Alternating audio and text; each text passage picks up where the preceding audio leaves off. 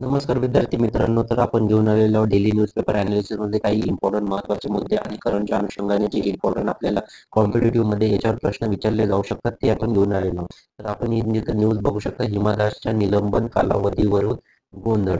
आता याचे आपण सविस्तर मुद्दे बघू. महत्त्वाचे मुद्दे परीक्षा स्पर्धा परीक्षेसाठी ते आहे हिमा दासवरील बंदी.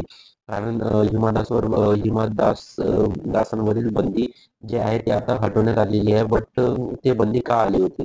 तर कारण हे आहे की ठाव ठिकाणा कळवण्याच्या नियमांचा भंग तिच्यामुळे झाला होता. म्हणजे वेअर अबाउट रूल्स व्हायलेशन तिथे झाले होते.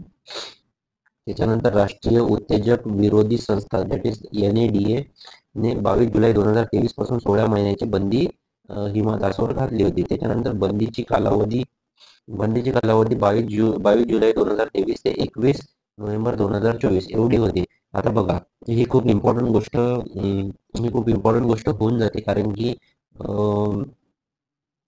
असे प्रश्न विचारतात, स्टॅटिक प्रश्न जे डेट्सवर लक्ष असणे खूप गरजेचे आहे.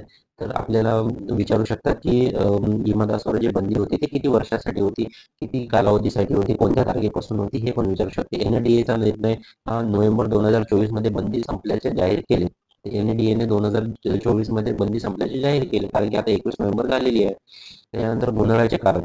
हिमादास हिमादास हिमादास बंदी कालावधीत जून 2024 मध्ये 4 स्पर्धेमध्ये सहभागी झाली.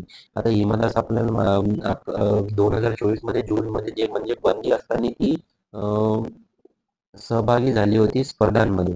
मग NADAने बंदी उठवण्याआधीच तिने स्पर्धेत भाग घेतल्यावर स्पष्टीकरण दिलेले नाही. त्यानंतर शिस्त पालन समितीकडून हिमाकडून कुठलीही चूक झालेली नाही असे घोषित केले. आणि शिस्त पालन समितीने तिच्याकडून कोणतीही चूक झाली नाही असे घोषित केले. तर यावर सर्व गोंधळ उडालेला आहे. त्याच्यानंतर स्पर्धांमध्ये सहभाग.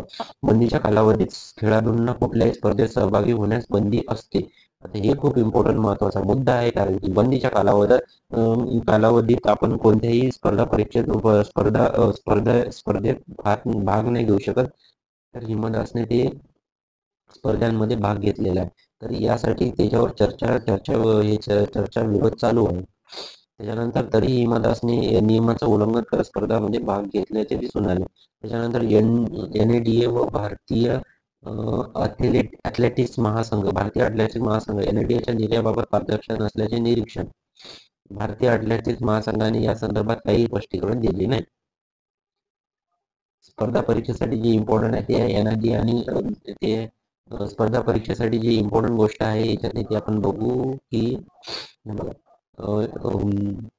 NADA राष्ट्रीय उत्तेजक विरोधी संस्था, तिची भूमिका कार्य काय, हे खूप इम्पॉर्टंट आहे. NADAची भूमिका शिस्तपालन, अंमलबजावणी त्रुटी आणि वेअर अबाउट रूल्स, खेळाडूंना उत्तेजक चाचणीसाठी ठाव ठिकाणी नवेदार आवश्यक, हे इम्पॉर्टंट मुद्दे आहेत जे स्पर्धा परीक्षेत विचारले जाते. त्याच्यानंतर आपण जाऊयात.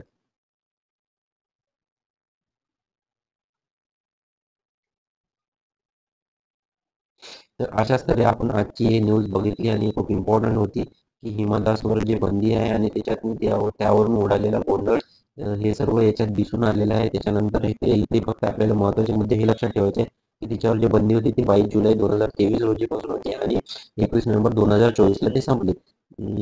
21 नोव्हेंबर 2024 ला ते संपले. त्याच्यानंतर